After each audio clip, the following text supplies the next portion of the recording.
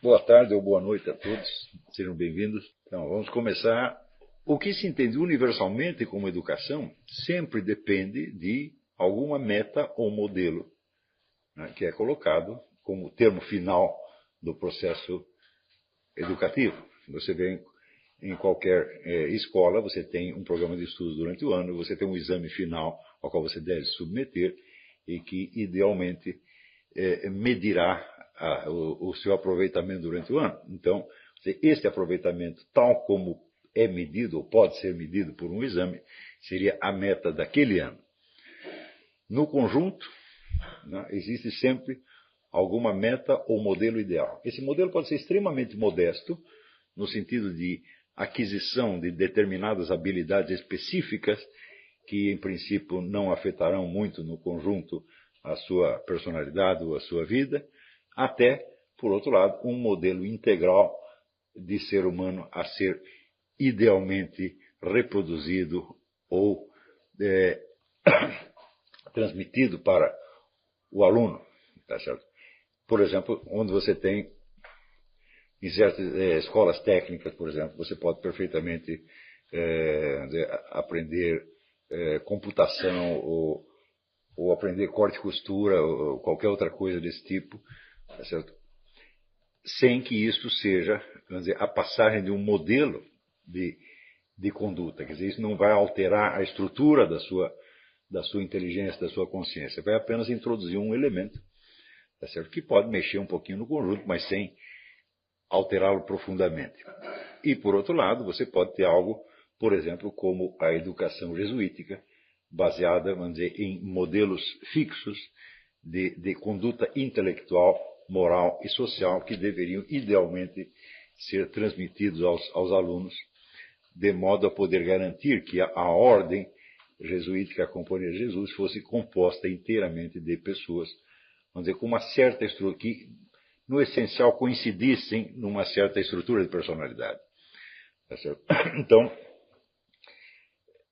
não é possível nem mesmo pensar em nenhum projeto educacional, seja para educar os outros, seja para educar você mesmo, sem você pensar na questão da meta ou modelo, quer dizer, aonde é que nós queremos chegar. Então, não é possível fazer um manual de autoeducação, um manual do autodidata que sirva para todas as pessoas. Para isso seria necessário conceber, vamos dizer, um modelo de meta final que fosse adequado para todas as pessoas em todos os ambientes sociais, culturais, etc. Isso é absolutamente impossível. Portanto, nós temos que limitar severamente o nosso campo, tá certo? E deixar claro desde o início a questão para quem este curso é dirigido e para quem esses princípios e métodos podem funcionar. E a resposta não é tão difícil assim. Esse curso foi feito para um público muito específico, que é o público dos meus alunos, seja aqueles que frequentam atualmente os cursos do Seminário de Filosofia, seja aqueles que os frequentaram ou pretendem voltar a frequentar. Quer dizer, há um público já mais ou menos formado e estabilizado em torno deste trabalho. E os preceitos e métodos que eu vou dar aqui servem para estas pessoas e não para quaisquer estudantes, tá certo? Ora, o que define, idealmente pelo menos, o aluno do Seminário de Filosofia? Desde o início eu deixei muito claro que eu não estava, que o meu propósito não era simplesmente educar pessoas do modo geral, tá certo? Mas educá-las para uma finalidade muito clara, muito definida e muito vinculada à presente situação histórica, social e cultural de um país determinado, que é o Brasil. Tá certo? Então, este curso foi feito para pessoas que pretendem desempenhar um certo papel dentro do panorama cultural brasileiro. Esse papel é definido pela própria situação, que é a de uma devastação cultural que já vem há mais de 20 anos e que, por incrível que pareça, começa a dar, vamos dizer, uns vagos e débeis sinais de recuperação com, às vezes, um outro livro que se publica aqui e ali, onde você vê uma espécie de retomada de um esforço sério de compreensão da situação. Mas durante 20 anos nós podemos dizer que a cultura superior praticamente desapareceu do Brasil. Isso não quer dizer que não houvesse em nenhuma faculdade, nenhum professor dando algum curso muito sério de alguma coisa. Mas é claro que esses professores existem, tá certo? E, na verdade, nem são tão poucos assim. O problema é que o trabalho deles se desenvolve estritamente dentro do quadro pedagógico determinado, tá certo? Versando sobre assuntos determinados da sua área profissional e pedagógica, sem ter um alcance cultural mais geral, ou seja, sem poder se incorporar numa espécie de debate cultural nacional, sem entrar, portanto, na história das ideias brasileiras. Então, não apenas porque não chega a um público maior, mas porque não versa sobre assuntos e sobre temas que sejam de importância para a compreensão da situação real na qual estamos vivendo. Por exemplo, se um sujeito fizer, vamos aqui fazer um belo trabalho de tradução e notas das Odes de Píndaro. Eu digo, bom, é um trabalho intelectual louvável, etc. Porém, a distância entre isto e a situação existencial do momento é muito grande. É claro que um homem de gênio pode estudar qualquer tema, por mais remoto que seja, e ele saberá vinculá-lo, às questões existenciais fundamentais do momento. Se vocês leram os ensaios literários do Otto Maria Karpov, vocês sabem do que eu estou falando. Não importa de qual autor ele está falando, pode ser de qualquer época ou lugar, sempre aquilo é encarado desde o ponto de vista dos problemas vitais do ser humano que está vivendo naquele momento. Tá certo? Mas é evidente que nem todo professor de literatura ou de história pode fazer isto. Tá certo? Então, o que essa gente fará é um trabalho, vamos dizer, respeitável dentro da sua área específica, mas sem nenhum peso para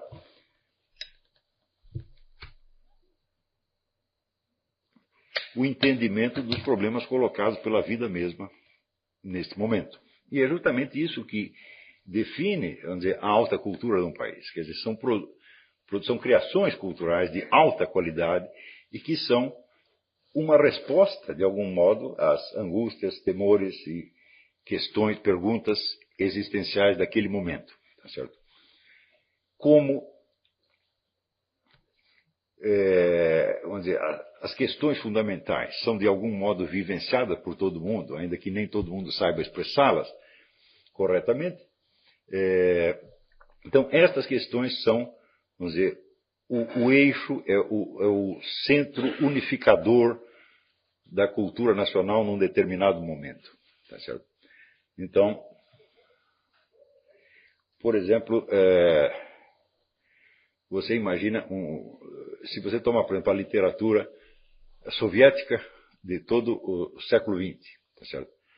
Não há um grande trabalho, nenhuma obra de criação literária, de meditação filosófica ou sociológica ou histórica que não tenha nada a ver com a situação vivida pelos cidadãos da União Soviética naquele momento. Por exemplo, alguma referência, vamos dizer, aos prisioneiros do Gulag, aos 20 milhões de mortos, etc., tem que ter, não há como escapar disso. Tá certo? Então, você vê que a preocupação de todos, ser o Solzhenitsyn,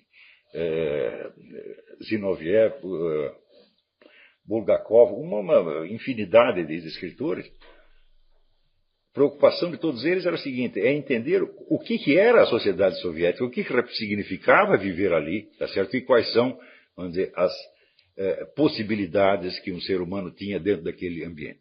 Não importava qual é o assunto nominal do qual ele estava falando, do qual eles estivessem falando, tá certo? Estas questões básicas eram o centro. Claro que para buscar uma resposta a essas angústias do momento, você pode buscar inspiração em fontes remotíssimas. Tá certo? Você pode, sei lá,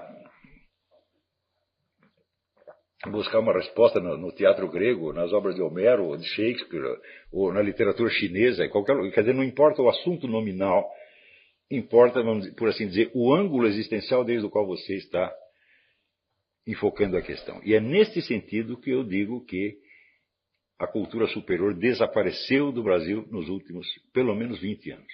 Na verdade, 30. Tá certo? Ou seja, não há nenhuma tentativa, mas nem a mais tênue possível, de responder à questão, dentro da escala da humanidade em geral, o que significa ser brasileiro nesse momento. Quer dizer, o que é a vida humana no Brasil, no momento que estamos vivendo, e como medi-la dentro da escala de valores universais. Não houve nem meio, não estou dizendo que as pessoas fracassaram, estou dizendo que elas nem tentaram. Então, anteontem, conversando com um grupo de alunos em casa, eu dei um exemplo, por exemplo, de fenômenos sociais de importância enorme, que passaram simplesmente despercebidos, que não há a menor reação intelectual àquilo, não há a menor tentativa de entender aquilo e de avaliar o que aquilo representa, né, para o conjunto da população brasileira, ou pelo menos para as pessoas mais sensíveis dentro da população brasileira. Esse tema era o seguinte, é só para dar um exemplo. Então, eu notei que na cidade de São Paulo, a classe mais rica, a classe chamada classe dominante, ela sempre se mostrou incapaz de defender o seu território. Então, primeiro, eles desbravam uma certa área, constroem, né, seus casarões e vão morando lá, mas a primeira invasão de uma classe mais baixa, eles se retiram e vão para mais longe, e mais longe, e mais longe, e mais longe, e mais longe. Eu me lembro, por exemplo, de uma época em que uma rua chamada Rua Augusta ainda era uma rua elegante. Depois virou uma rua de comércio, depois virou uma rua de prostituição e depois virou uma rua de mendicância. E aonde foram parar as pessoas que estavam ali? Bom, até a década de 80 elas iam para um lugar chamado Morumbi, que era longe pra caramba, e se refugiavam no Morumbi. Hoje em dia o Morumbi também já está invadido e eles foram parar mais longe, e mais longe, e mais longe.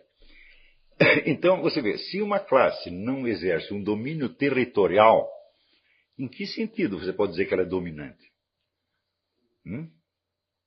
Então, bom, o Brasil parece ter uma classe rica, mas não uma classe dominante. É uma classe que apenas tem mais dinheiro que os outros, mas não tem poder efetivo, não tem poder sequer para determinar onde ela própria deve morar. Então, é claro que, tão logo eu digo isso, vocês veem que as coisas foram realmente assim, que aqueles que conhecem a cidade de São Paulo, deve ter havido fenômenos similares em outras cidades.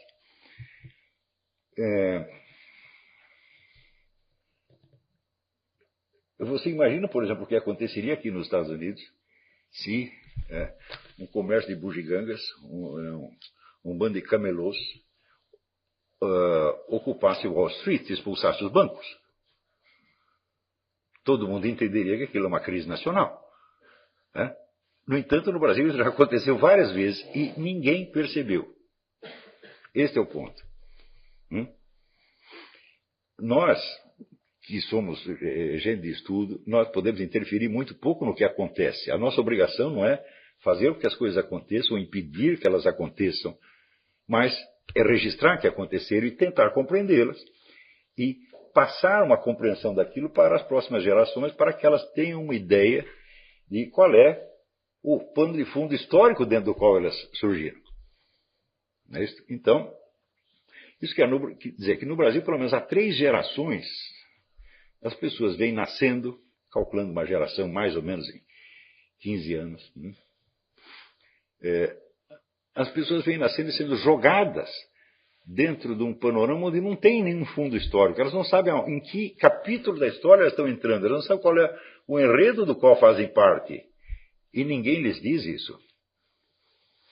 Isso quer dizer, não só esse processo que eu descrevi, mas muitíssimos outros aconteceram como no filme Excalibur, né, quando o mago Merlin se transforma em dragão. E ele diz, a transformação tem que se dar no escuro e no meio da névoa, para que ninguém perceba o que está acontecendo. Então isso quer dizer que houve um processo desse tipo. E evidentemente isso tem literalmente um efeito mágico na cabeça das pessoas.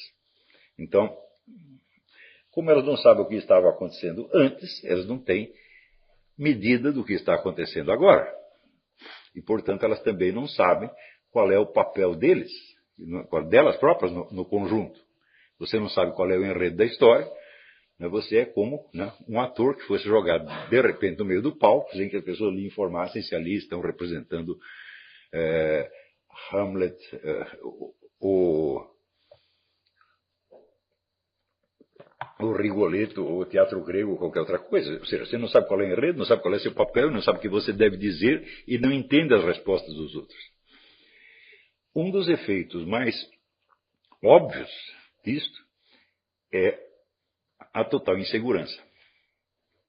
Quer dizer, as pessoas não sabem o que a sociedade está exigindo delas, não sabem quais são as regras de conduta que as levarão ao sucesso ou ao fracasso, não sabem se estão agradando ou desagradando, não sabem se são aceitas ou não, e, resultado, vivem numa permanente insegurança. Mas não sabem que isto é insegurança, porque nunca sentiram outra coisa. Então a insegurança se tornou uma espécie de estado natural do brasileiro. E, naturalmente, a busca de alívio, a busca de proteção, a busca de alguma coisa na qual você possa se agarrar é a preocupação mais constante que a gente observa nas presentes gerações. Então, de modo geral, são pessoas, então, sem valores claros, sem caráter, sem coragem, sem fibra, tá certo? E nas últimas gerações o que a gente vê é um show de covardia como eu nunca esperei ver na minha vida. Para vocês terem ideia, vamos dizer, da superfície de contraste, eu posso dizer que na minha geração, quando nós chegamos, vamos dizer, à idade adulta, por assim, a primeira juventude, né, 18, 20 anos, por volta, em meados dos anos 60. Na minha geração, um sujeito covarde destoava horrivelmente. E não era aceito, não era bem aceito. Por exemplo, numa briga de rua, você fosse forte ou fosse fraco, se os seus amigos se metiam numa briga de rua, você tinha que ficar lá e apanhar junto com eles. Se você não conseguisse bater ninguém, pelo menos apanhar honradamente. Isso era normal. Para aqueles que se envolveram, por exemplo, em militância política, como eu mesmo e como muita gente fez, então a exigência de coragem era muito maior, muito maior. Eu me lembro que quando houve o golpe de 64, existia uma entidade chamada União Paulista dos Estudantes Secundários, onde eram todos comunistas, evidentemente, e aquela entidade foi cercada pela polícia, e um amigo meu, se não me engano já falecido, chamado Otto Maracajá Branquinho, foi pelo muro de trás, ludibriou a polícia, saltou o muro e roubou todo o arquivo para salvar de uma ameaça de prisão, de repressão, milhares de estudantes que ele nunca tinha visto na vida dele. E ninguém mandou ele fazer isso. Ele simplesmente percebeu que a coisa ia acontecer, que havia um risco. E foi lá e fez a coisa certa. Então, quando as pessoas estão inseguras e com medo, a preocupação de fazer a coisa certa nunca aparece na mente delas. A primeira preocupação é assim, como que eu vou, né, me preservar?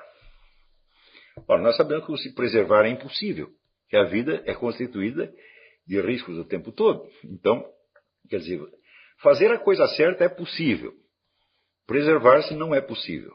Tá certo? Então, aqueles que resolvem arriscar e fazer a coisa certa, bom, acabam fazendo alguma coisa e adquirem, ao longo da vida, ao longo da sucessão dos seus atos, uma história e um senso de identidade. Então, quando perguntam, fulano, quem é você? Eu sou o cara que fez isto, mais isto, mais isto, mais isto, mais isto, mais isto, mais isto. A resposta é contar uma história. E essa história é constituída dos seus feitos. E os feitos são aquelas coisas que você fez em resposta à pergunta, qual é a coisa certa a fazer? Claro que dentro de uma escala onde há muitas diferenças, e podendo ser até que a coisa certa não fosse objetivamente aquela que você fez, mas foi a que lhe pareceu, sinceramente, ser a coisa certa. Não é isto?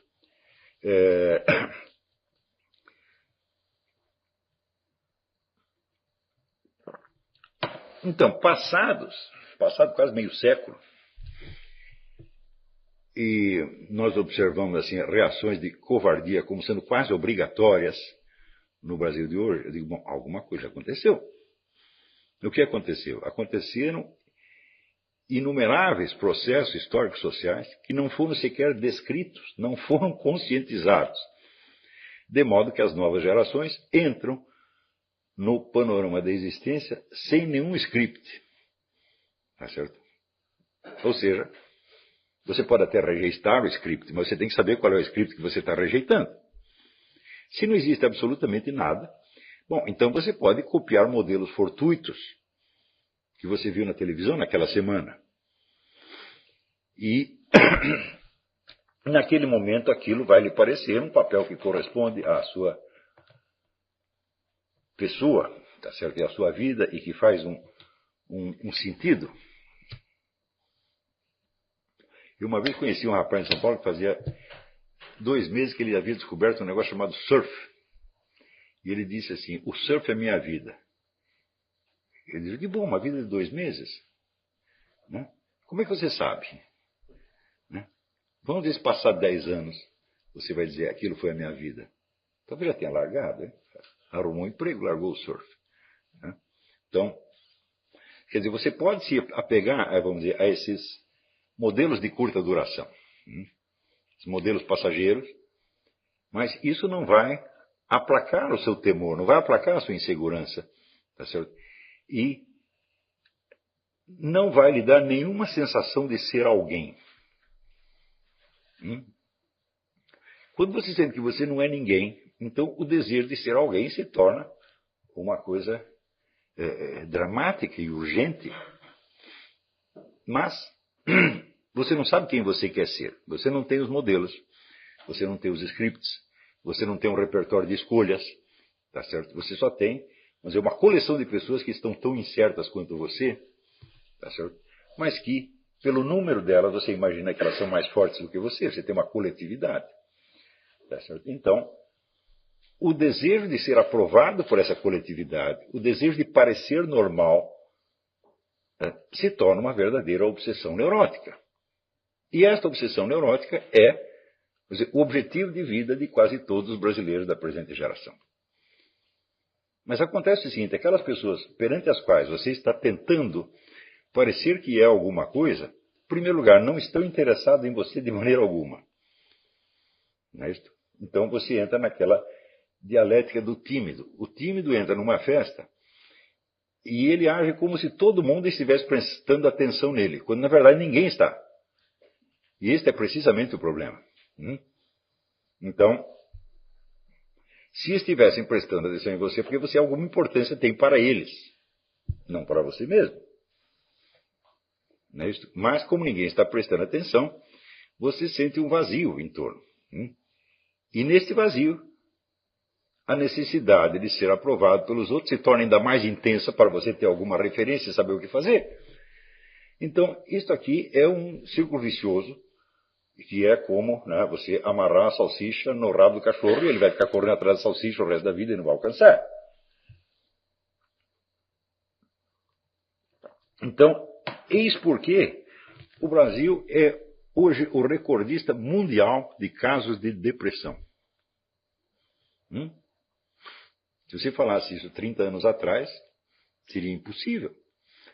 Em épocas em que as pessoas eram muito mais pobres, em épocas até em que havia menos liberdade e havia menos oportunidades de emprego, etc., as pessoas não eram tão infelizes. Ao contrário, turistas, viajantes, que vinham da Europa, dos Estados Unidos, sempre notavam que o brasileiro, em média, era um povo muito feliz. Aliás, falei em surf, eu conheci um americano que era campeão mundial de surf. E que ele, para escapar do serviço militar, ele saiu correndo dos Estados Unidos e foi parar numa praia no Brasil. Só tinha gente pobre, uns caiçaras. E ele disse, eu nunca vi pessoa tão alegre quanto aqueles. Você não pode mais dizer isso do Brasil de hoje. Se tornou realmente, o país que era alegre se tornou um campeão mundial de depressão. Se você procurar algum estudo sério de por que isso aconteceu, você só vai encontrar respostas estereotipadas. Por quê? Porque essas respostas são buscadas por estudiosos que se atêm aos métodos e conceitos da sua ciência em particular. Quando, para você entender uma coisa dessa, você precisa de uma amplitude de informação que vai assim, desde as estatísticas até a compreensão, as mudanças de linguagem, dos estilos de vestir, etc, etc.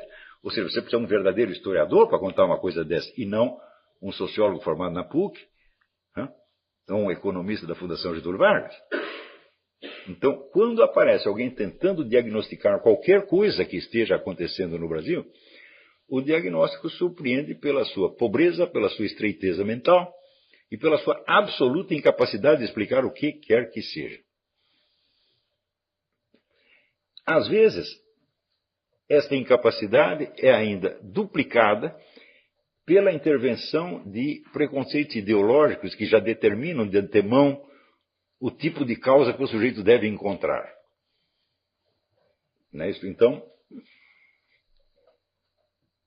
aí, vamos dizer, as distorções e as fantasias não têm mais limite. Então, quer dizer, você tem, por um lado, pessoas bem intencionadas, mas sem o aparelhamento intelectual necessário para estudar aquilo que estão estudando, para investigar aqueles fenômenos que estão estudando, e, por outro lado, pessoas que não querem investigar nada, que querem apenas produzir mais, vamos dizer, um reforço de imagem do seu partido, da sua facção, né, do seu grupo de referência. Então, isso quer dizer que há 2 ou 3 gerações, o Brasil está vivendo no escuro. As pessoas não sabem o que está acontecendo e não entendem. Por exemplo, se você acompanhar o que aconteceu na literatura brasileira, o Brasil é um país que ficou 30 anos sem literatura superior. Isto nunca aconteceu em nenhum país do Ocidente, por mais pobre que fosse. Você vê que países que estão vivendo na miséria, atormentados por guerras, por epidemias, etc, etc, justamente aí a criação literária é uma reação do espírito, onde você vê que alguns indivíduos não se deixam submergir na miséria geral e tentam reagir dentro daquela pequena escala onde elas têm algum poder. Eu falei, qual é o meu poder? Bom, meu poder é só de entender o que está acontecendo e eventualmente representá-lo. Se você observar a riqueza da literatura soviética durante o século XX, ou a riqueza da literatura que vem de tantos países da África, e você compara o que aconteceu no Brasil, é uma coisa de deixar você profundamente envergonhado. Ou seja, não aconteceram coisas tão ruins no Brasil. Muita coisa no Brasil melhorou.